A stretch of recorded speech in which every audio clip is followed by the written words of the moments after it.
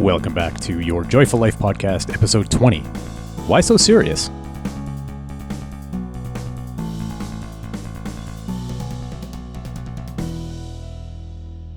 All right, welcome to episode 20, I believe this 20, is. yeah. I think it's 20. I'm Mike, that's Evan. Hello. He could have introduced himself, but welcome to your Joyful Life Podcast. And I thought today, I was driving up here, and yesterday I came across something from Sadhguru. You know who Sadhguru is. If you don't know who Sadhguru is, you can look him up. He's an Indian guy, maybe no surprise there, and he's a guru type guy. Anyway, I ran across a clip, and he was talking about, someone asked him about what to do about being dead serious. What to do about being serious. And his response, which we'll probably talk about a little bit, was entertaining. Okay. And I thought, well, why are we so serious about all this stuff so often, right? Like the spiritual community, or whatever you want to call it, is that we're doing in these conversations. Why so serious, man? I can't relate to that at all.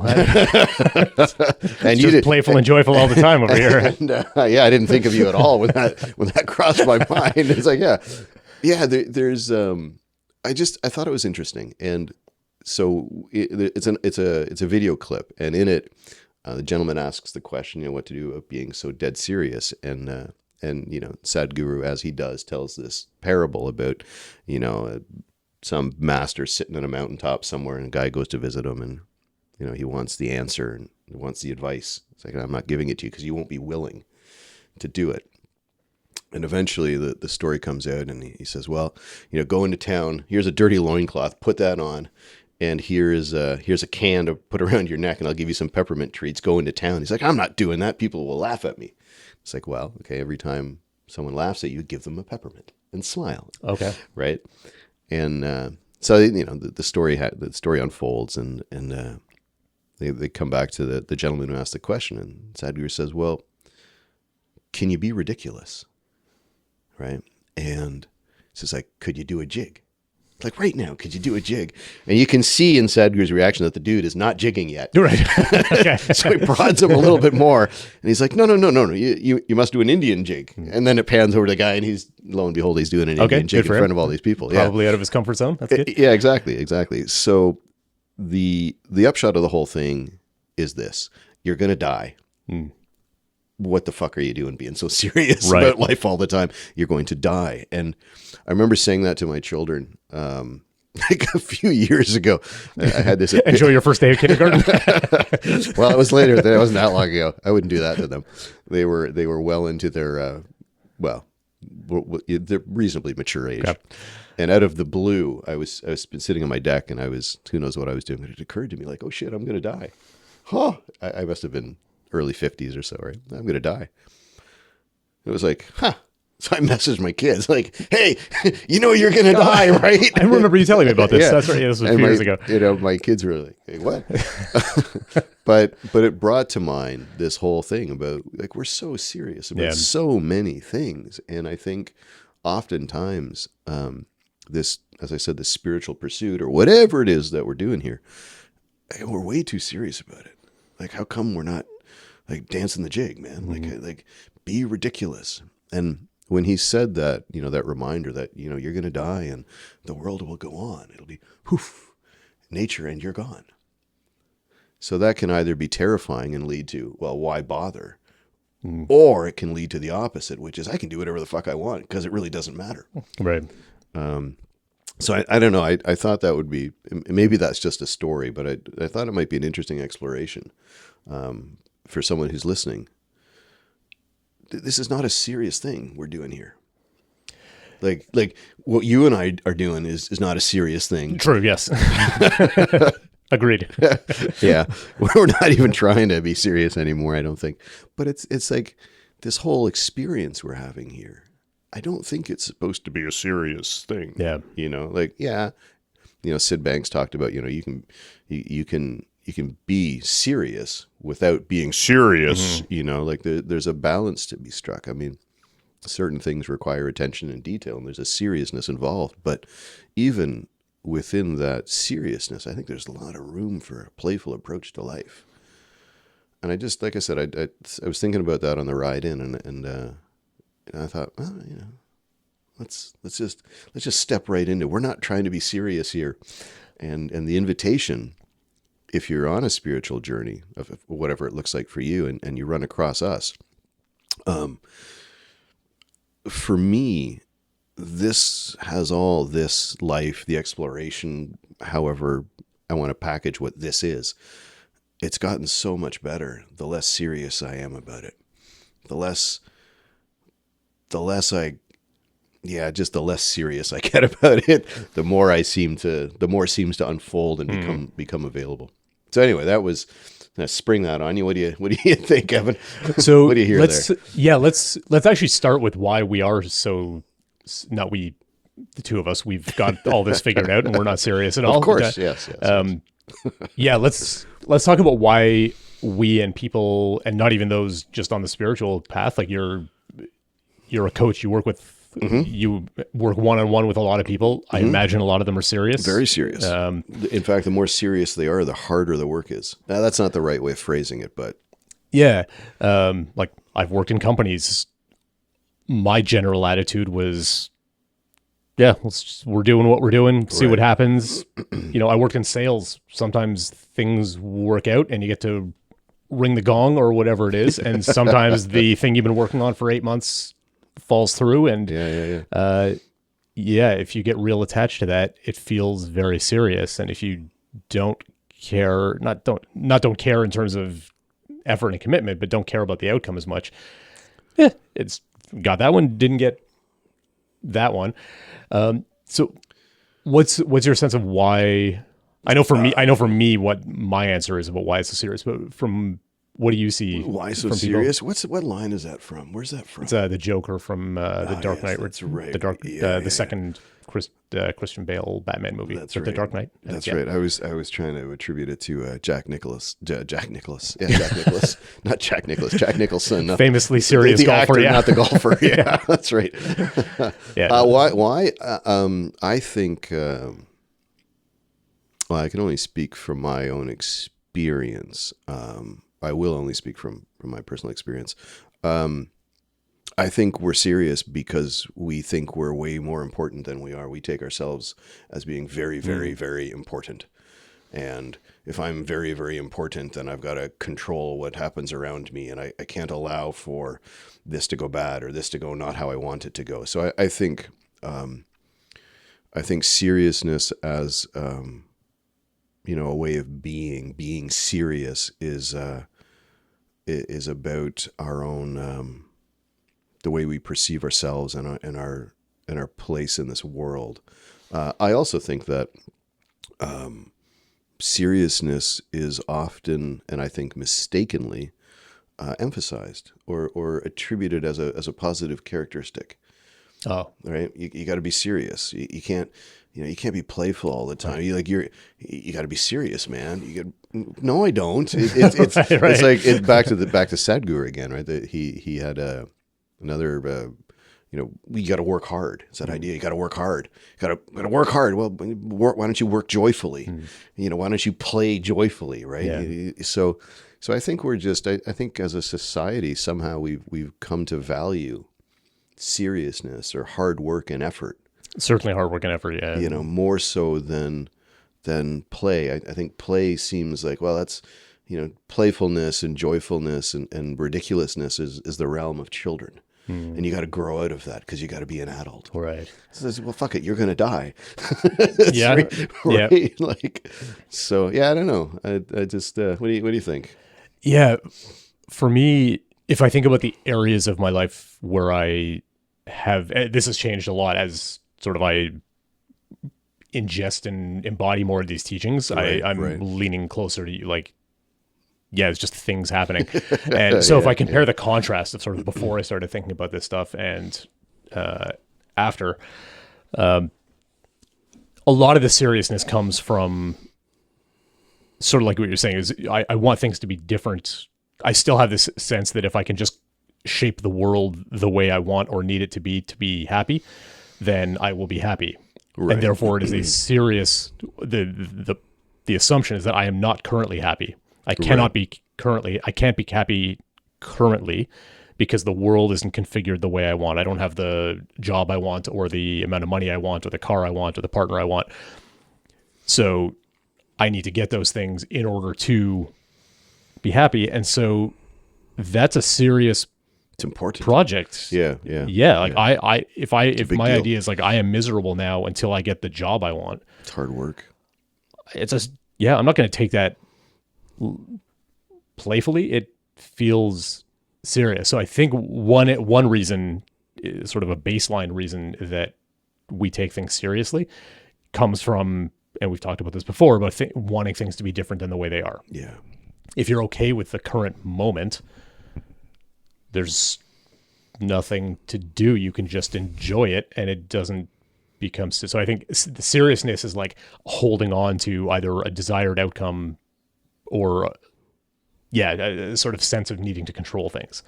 And the more you can let go of that sense of control, I think things naturally become more playful. And I've seen that happen in you over the last few years. Like I've seen you become, you weren't super serious when I met you by a long stretch. But I've seen you become, Thanks, I think. I guess more consistently Right. playful. Like your sort of default level is more playful. No, thank you for noticing. Yeah. Now you're a joy to be around. Who was that asshole? I think for me personally, so that was sort of generalizing and thinking about different aspects of my life. For me, I think one of the reasons I've been serious for a lot of my life is I've felt since I was 15 or something that there was more to life. I've had this sense of like there's like a mystery to be solved here. There's something to figure out or realize or something. That's the thing that sort of propelled me on this path. Yeah. And yeah. That's not to say that when I was having fun, I wasn't having fun. I've had a lot of fun. I have kids. We have fun. I have fun with my wife. Like, fun happens. My kids, I don't think my kids would describe me as serious, although I have moments and periods of being serious. But to me, there was always something about sort of that spiritual project that felt important and therefore has to be attended to with seriousness. Yeah. And the other thing I was thinking was like various spiritual traditions. Like I have, I don't know if you can see it. There's a book about Zen over there. Three pillars of Zen, maybe. That's matter. Anyway, that was sort of my exposure to Zen, and I never actually practiced Zen, but it's an interesting book to read. Like they take that shit seriously. Yeah, they do. Meditating from a Zen perspective is hard, concentrated work. Like they expect you to be sweating at 4:00 in the morning because you're like almost gonna like it is. You are striving. There is effort. There are certain other things in general meditation, call it Buddhist or yoga, like you are supposed to be not tense, but I was just reading one of Yogananda's things, and he says like your posture when you meditate your attitude should be like, I mean business. Right.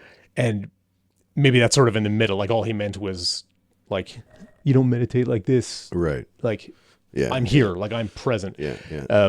So there's a bit of there's some concentration, some effort. It's not hard. You are also supposed to be relaxed, but the project is an important one. And I think, the more important it is, it does embody sort of a seriousness. But I also think as you get further down, the further along the path, some of that stuff starts to fall away because you're starting to get it. And the most spiritual people, I'll tell a quick story in there. The yoga school I go to, they had some guest monks come a few months ago. Right. And so they did some lectures and we did some kirtans and we did some praying. And at the end, we gave them a gift, you give them like a little token. And so we gave them, I think, like a blanket, some nice handmade blanket from our town and a little box of local chocolates. Right. So we're in a room. The thing had just finished. There's, 40 or 50 people in the room. People are starting to disperse. The monk takes the present. He's like, oh, nice blanket. Sees the box of chocolates and he goes, oh, these are great. Opens up the box and just starts eating them.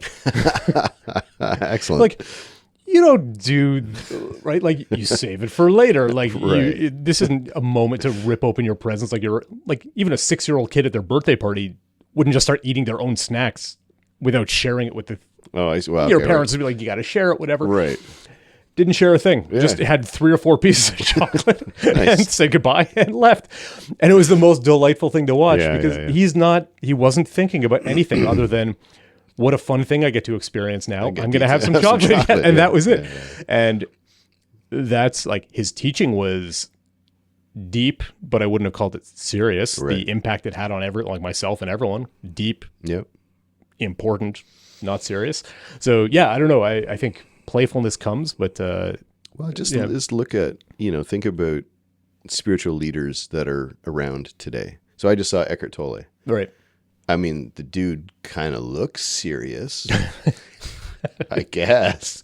He's hilarious in person. Yeah, Like, he's very funny. Yeah, I've listened to a lot of his stuff. Yeah, Yeah, he's not speaking seriously. No, not at all. Making fun of, all of the people that aren't in the room right now that really should be. But of course, none of you. You're all enlightened, right? He's like taking the piss constantly. Yeah. He's like, this is awesome. Yeah, he always makes fun of the people in the room that got dragged there by someone else. Yeah, that's You're right. like, you're wondering why you're here. Yeah, that's great. Yeah.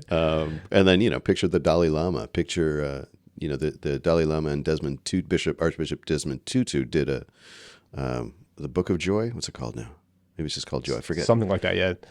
Like I watched video of them. They just laugh at each other all the time. They're just poking fun at each other, and it's just Sadhguru as an example again. Right? These guys, these people that see sort of, call it beyond. I don't know what the right way. They're not serious, man. Like, so maybe I don't know. I'm starting to think that the fastest way forward through all of this stuff that we're exploring is to just don't take it so seriously, right? Like, I don't know, that you're gonna die reminder. Yeah. Like, like I can do everything that I need to do, and in fact, in my coaching, this may be a good differentiation. It's sort of built into my opening salvo with people. So you might have noticed by now that I'm not that serious about this stuff, right? 5 minutes into our conversations, but it's like, okay, so I take the work seriously. Right. I'm very, very serious about the work we're doing when I'm coaching with someone, like the space that we have, and there's a lot going on, but I don't think it has to be serious. Yeah. I don't think we have to be serious. The work itself can be serious, but I don't think the way towards a good outcome is necessarily best served by, I gotta be. It just feels constraining. Yeah. There's something that, and maybe that's just an age thing. I'm getting older. My mom's getting older, and just watching. I guess, I think, Evan, I've seen enough people now. I've been around on the planet long enough that I've seen enough people, and those that are happy aren't so serious, right? Like this Austrian guy I was sitting next to yesterday, talked with for like an hour. I mentioned this earlier because we were the only ones without phones in the waiting room. Right. This dude is sharp as a tack. He's lived a good life. He's a machinist. He's done a whole bunch of stuff, but he was like having a good old time. So 90 years old, he's making fun of the young man who came up and was standing at the counter with the long blonde hair and, is that a boy? So some of his 90-year-old Austrian was coming out a little bit, but we had a chuckle over that, right? And it's like, do you notice? He's asking me if I noticed. I'm like, well, yeah, of course I noticed, but I'm not going to say it out loud. Yeah. I think maintaining a playfulness in general is a good thing. Remembering that you can laugh, and specifically for me, laughing at myself has become a real joy. Yeah. It's like, wow, I'm such an idiot sometimes, and that's okay, and I don't have to be serious about that. Yeah. I can laugh it off, as they say, right? So my conclusion is that, as I said, the way forward in this, for me, in this spiritual endeavor is through, trying to step more into the comfort zone of the ridiculous and the absurd. I can make a fool of myself. That's okay. Sure. It'll be fun, right? Anyway. Yeah, so I thought, I mean, yeah. Any thoughts on that? No, I think like I said, I've been getting there more and more without thinking about it. I think it's a natural outcome of just letting go of control bit by bit and being more okay moment to moment. And if you're okay in the moment, like when you're on vacation, you're just like having fun with your family or having fun by yourself, or you're on a first date and you're jiving with the person you're with. Like there's nothing to think about. There's nothing to control. And you're not serious in those moments. So if you find yourself being serious, try and take a step back and wonder why, and just see if you can let whatever that is go, because it's probably not serving you that well. No, and you probably know that it's not serving you too well. I know we wanted to keep this one shorter. I'll be quick. I have 2 clients, both currently, or among my clients, have 2 that stand out, and they both started off real serious, very intellectual, both very smart. And one of them has sort of stayed kind of serious, always trying to figure it all, trying to control all. The other one showed up to our call last week, just bubbling over. Oh, I can't believe all this stuff that all I had to do was let go, and I don't care what people think. And she's like, this person has found a partner, has changed jobs, like all this amazing stuff is happening, and it's all because something has changed in her.